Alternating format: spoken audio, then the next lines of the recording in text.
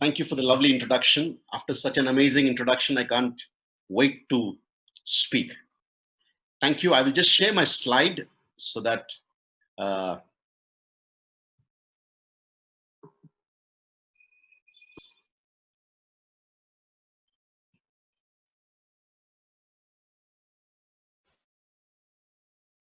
just give me a minute.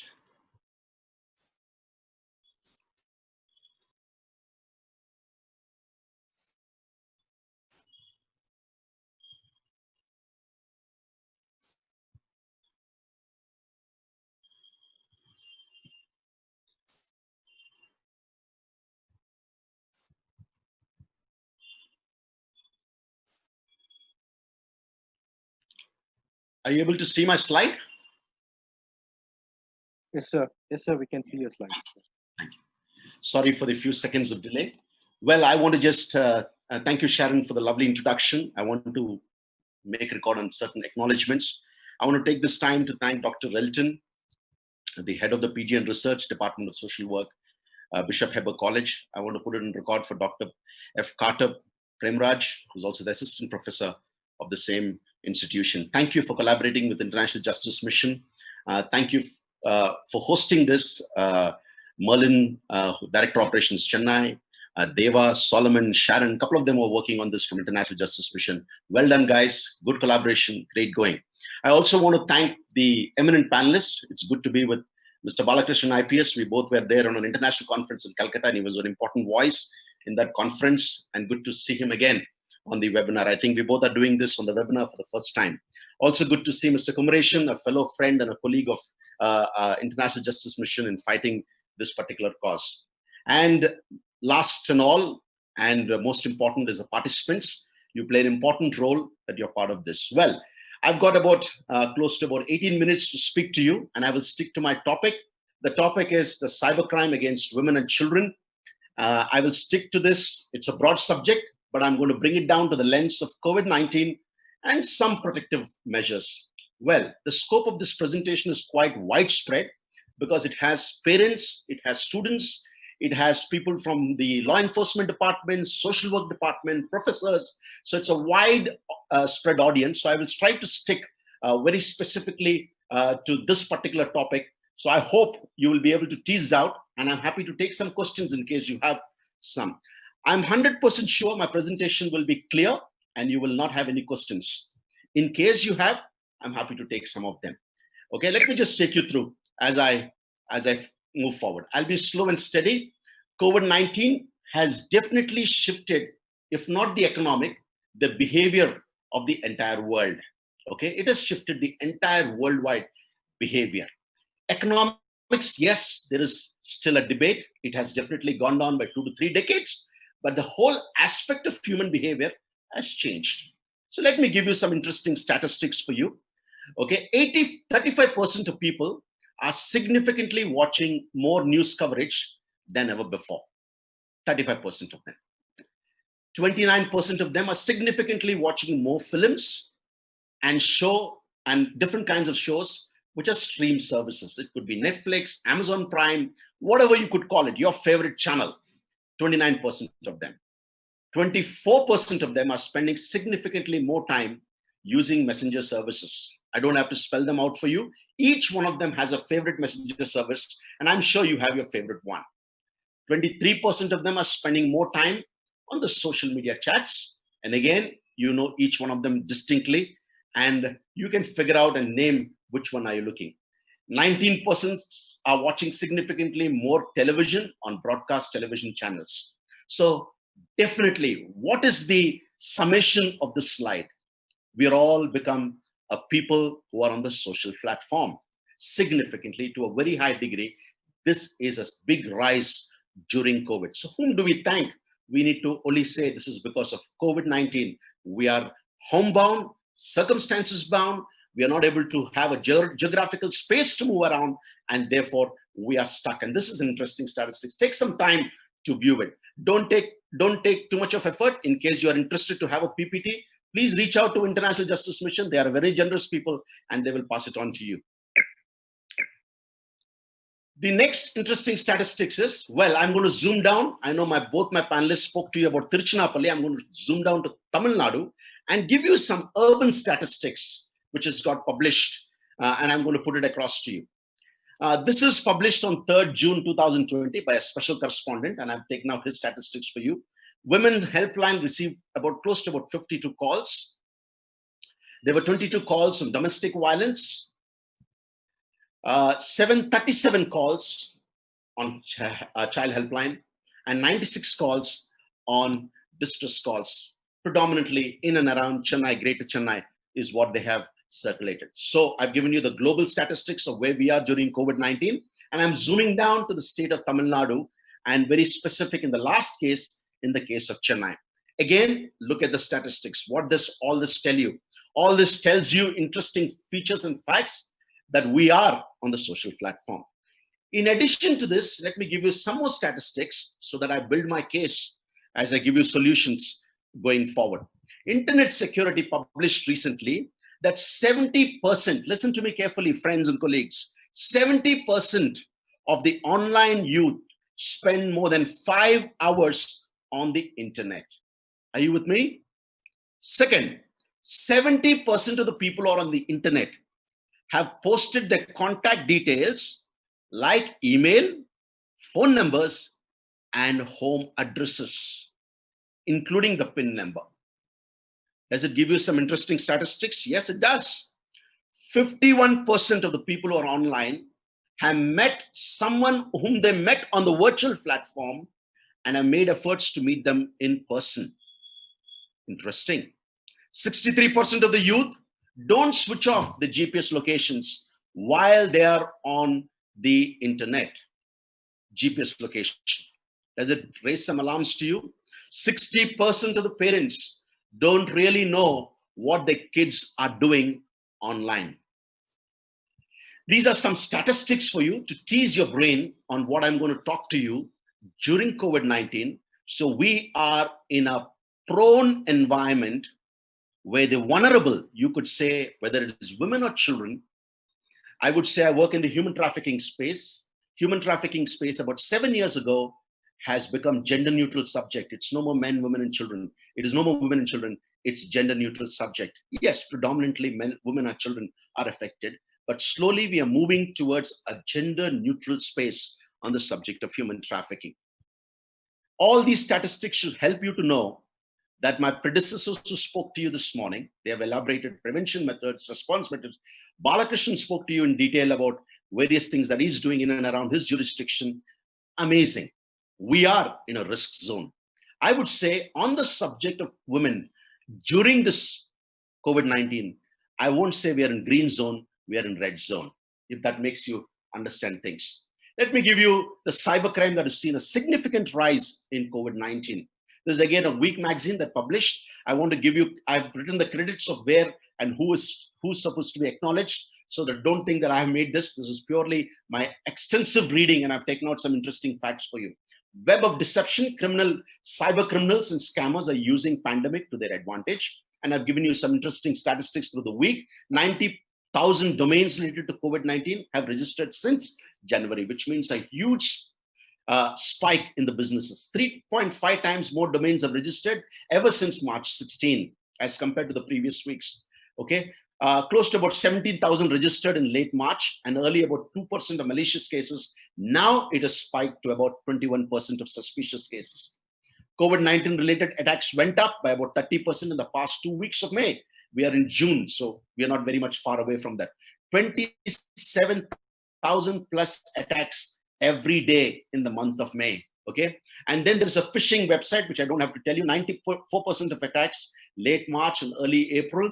3% of mobile attacks dedicated mobile malware and malicious activity. 14,000 attacks a day on average in the late March and early April. This is 6 times compared to more than the previous 2 weeks. On an average, 20,000 a day since April 7th. Who says COVID has not increased our problem? 100% COVID has increased our problem, and we are in the red zone on this subject. I'm building my case as I move forward. The summation is this. There are some questions that came up on the questionnaire. How many children? Here is the answer. More than 1.5 billion children and young people have been affected by the closing of schools. In India alone, close to 300 million children are right now without a particular time to occupy themselves. And I am 100% sure they're getting groomed. Okay, the problem has got compounded with shutting down of schools worldwide. And many are online, either taking classes or socializing.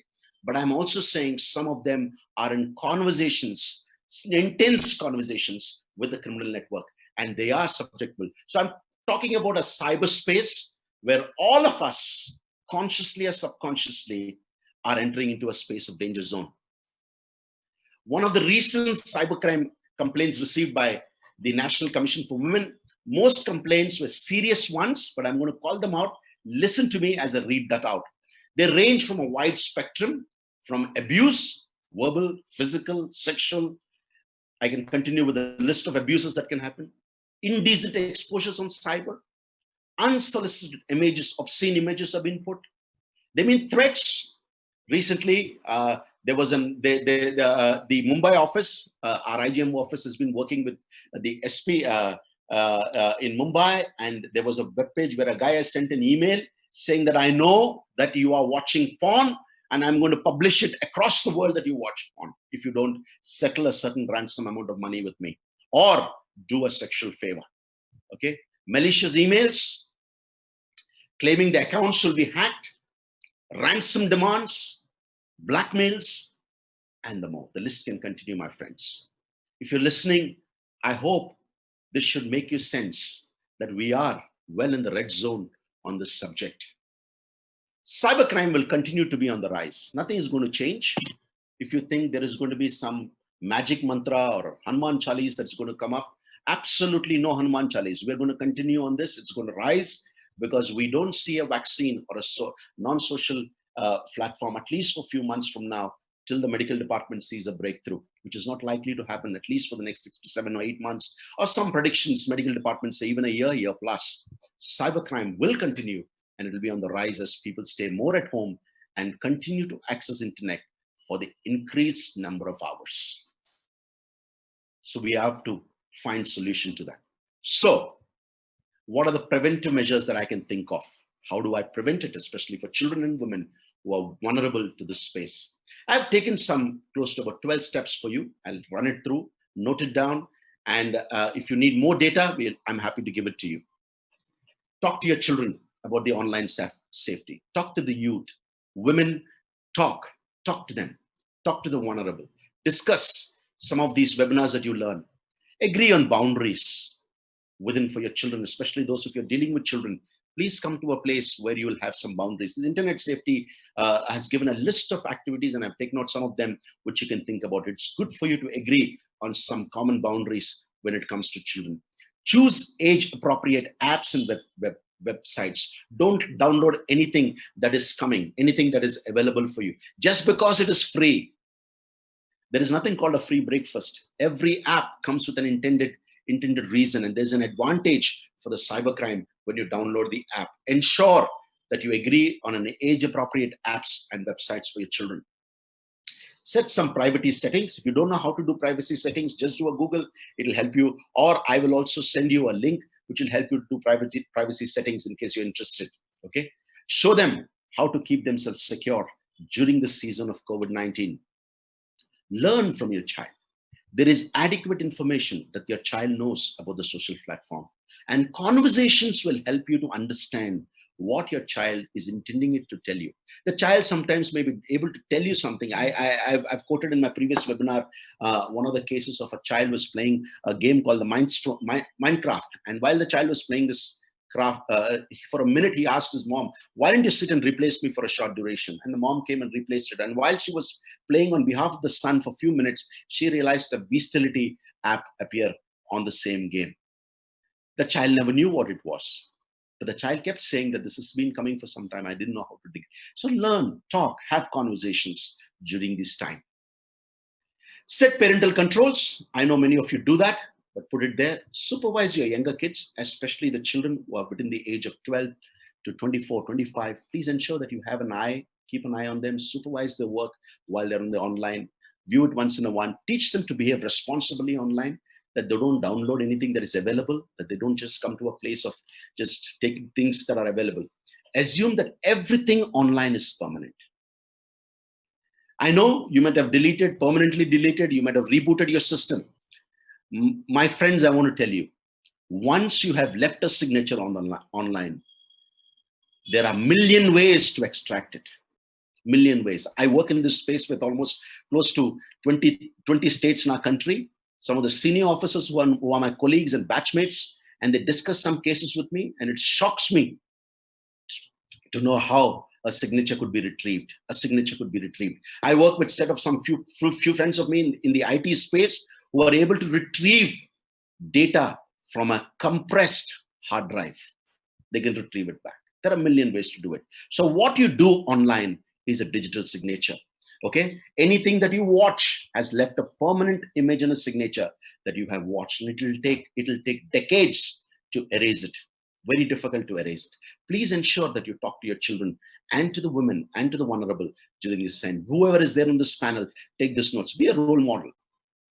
Be a role model. In my previous webinar that I conducted, I was with Dr. Nair, and he almost gave us a call that let's take a vow that we will not watch porn, we will not do anything on the cybercrime that's against women and children. It's almost like a distance. Be a role model. Practice. Especially this is an initiative instituted by the college. Take a college decision. Move. Have a club or a platform that propagates the concept of saying that we are anti-porn. We don't want to watch porn. We are against anything that is done with the vulnerability of a woman or a children. Take some decisions.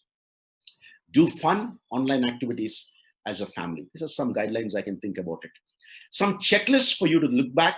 In case you're interested, go back and do a checklist. Talk to your child about the online safety. Agree on the boundaries. Set privacy, whatever I called out. Make it like a checklist. Supervise your kid. Teach them to be behavior. Okay, be a role model.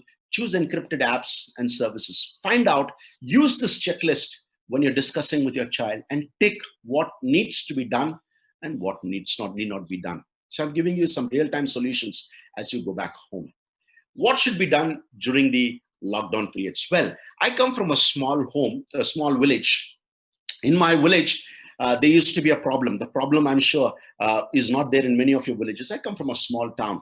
And in my village, electricity would go frequently in my childhood times. And whenever the electricity goes, we used to have a particular interesting drill in my home. And I want to call it out to you. I'm sure many of you of my age will be able to relate to that drill in case you had electricity problems. When the electricity goes, one of us would scream aloud in my house and say to my dad, Appa, current poiche, in Tamil we would say. God, current is gone. Father, current is gone. Okay. And my dad would look at me, and he will look with a lot of curiosity and concern. And then he will give me an action to do. The action is this. பக்கத்து வீட்டுல போயிட்டு check பண்றா current இருக்கா. Go to the neighbor's house and check whether there is current. So like a small kid, I would walk a few yards away to the neighborhood and knock the door of the neighbor and knock the door, and somebody will open it and say, if the uncle opens, I'll say, Uncle, good morning, uncle. Unga veetla current irukka? Do you have current in your house? And if the uncle says, irukku, if it is there, my dad will have a heart attack. And if the uncle says, illa, my dad will be at great peace. So often when I would come back and tell my dad, oh, appa, pakkat veetlayum current illa, there's no current in the neighbor's house also. And my dad would say, wow, fantastic. He's happy because he feels somebody in the neighborhood would fix it. He doesn't have to bother. The problem is only if he doesn't have current and everybody else has current. Okay, so I want to call it out. There are close to 700 people in this platform. All of you can fix this problem. Don't leave it to somebody else. I'm calling out some top 5 things, which is called out by Hedler Debrati, one of the amazing blogs that I've read. And I said, I just can't do anything better. Didn't want to do any more injustice to her hard work. So I give her credits for the 5 things that she called out as a systematic. And I'm just going to put it across for you to think. From a larger perspective, from a perspective of a nation, I'm calling out. The first and foremost, she says, she recommends that we have police control rooms. And Balakrishna has called it out to you this morning that he has got dedicated teams that are working together. Fantastic. Tamil Nadu excels in this. They have opened up some 24-hour service unit specialty equipped with infrastructure. They have a cyber DCP who looks into it, trained police. Well done, Tamil Nadu, as far as this is concerned. But those of you from other parts of the world, I think this is an example for you during COVID. Please, let's invest into an infrastructure to have a dedicated control rooms to handle this. The second recommendation is some types of online offenses have been recognized as domestic laws, but some have not been by any focused laws. You just heard my predecessor saying India is known for having adequate number of laws and lot of things, but does not mean that any offense, only offenses that may contain complaints towards creating porn contents, threatening, defamatory contents, etc., may be given priority. My humble request to the police force: please do not tell when somebody takes a little courage to come to you, put a complaint. Don't scare them that an FIR is mandatory or a complaint is mandatory, or don't force them to get into a bureaucratic scare of becoming a complainant. I would say police must entertain all complaints and they should guide them with adequate counselors during the season of COVID-19. If you scare them up, more and more cases will get compressed. Third, police must open NGOs, cybercrime. Tamil Nadu excels in this. This very webinar is a good example of having a collaborative work between an NGO, academic institution, and the police, three panelists who are there on this: cybercrime, cyber law experts, to create an expert committee in every district, very beautifully called out. It's time for us to address this, not at the state level, not at the community level. Cybercrime problems have to be addressed at the district level. I'm saying this again. You cannot address cybercrime issues at the community level. Not possible. You will not have the infrastructure. You will not have the expertise. You will fail miserably, and the crimes will get eventually locked down. My request is, let's think it at a district level, because there's adequate resources available at the district level. Cyber experts, cyber law interpreters, lawyers, people who can fight these cases, NGOs, a lot of platforms are available, so that we should ensure to think something at the district level. Victims should get an immediate feel that when they're told the complaints at the police station, my humble request, DIG is here, I would say, please request to tell all your people, once a complaint comes, let them feel that the police is not antagonizing them, scaring them, but they are just felt comforted during the process you deal with that. The first impression that the police gives for the victim who's a victim of this particular crime, the first impression plays a lot of strength as she moves forward. I would say the police therefore must not neglect to look into each type of a complaint. Such gestures from the police may prevent women victims from committing self-harm or even taking any irrational steps to savor their reputation and that of the families. I would say let's encourage women and children and the vulnerable who are coming out during this time. Okay. Lastly, the courts and prosecutors must also consider to extend this. In case, I like Telangana, which excels, Goa, Chennai, some of them have got child-friendly courts exceedingly well. I was part of one such institution, one such setup in Telangana. And it's wonderful to see how the machinery, the criminal justice system, uses video conferencing, various other mechanical, electronic platforms to ensure that the victim's identity is preserved. You heard Mr. Kumaresh speak to you about privacy and content. I think if the courts and prosecutors are sensitive to this, I think we've done a sizable amount of impact on this vulnerable. With this, I want to close, my friends, and I want to thank you. I hope it was an elaborate session. Over to you, Sharon. Thank you for giving me the opportunity.